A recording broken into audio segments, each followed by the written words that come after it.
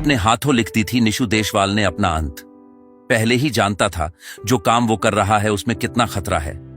निशु ने कह दी थी ट्रैक्टर पर ही होगा उसका अंत। निशु देशवाल के चाहने वाले की आंखों से आंसू नहीं सूख रहे। निशु देशवाल की शादी को अभी 1.5 साल ही हुआ था। घर वालों ने निशु की शादी 21 को उम्र में ही कर दी। अभी 6 महीने का बेटा भी हो चुका था। निशु अपनी जिम्मेदारी को भी बखूबी समझता था। निशु देशवाल ने अपने एक ब्लॉग में कहा भी था कि अब उसे ट्रैक्टर से स्टंट करते वक्त डर लगने लगा है।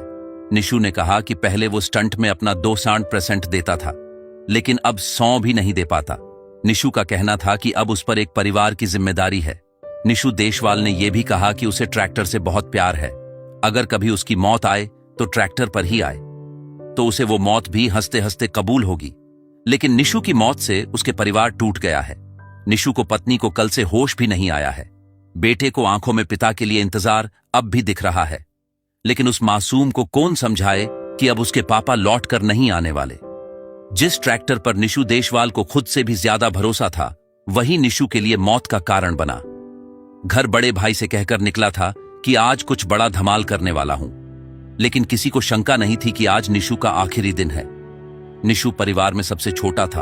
उसे ट्रैक्टर पर स्टंट करने का बचपन से ही शौक था और उसके पापा ने उसे शौक पूरा करने के लिए स्पीकैल ट्रैक्टर लाकर दिया था, जिसे निशु ने अपने हिसाब से मॉडिफाइड करवाया। और उसी ट्रैक्टर को वजह से निशु के यूट्यूब पर 13 लाख सब्सक्राइब थे, जिन्हें निशु अपना परिवार मानता था। लेकिन यही स्टंटबाजी के चक्कर में लोग इस हद तक गुजर जाते हैं कि कभी कभी वो उनके लिए भारी पड़ जाता है, और यही निशु के साथ हुआ।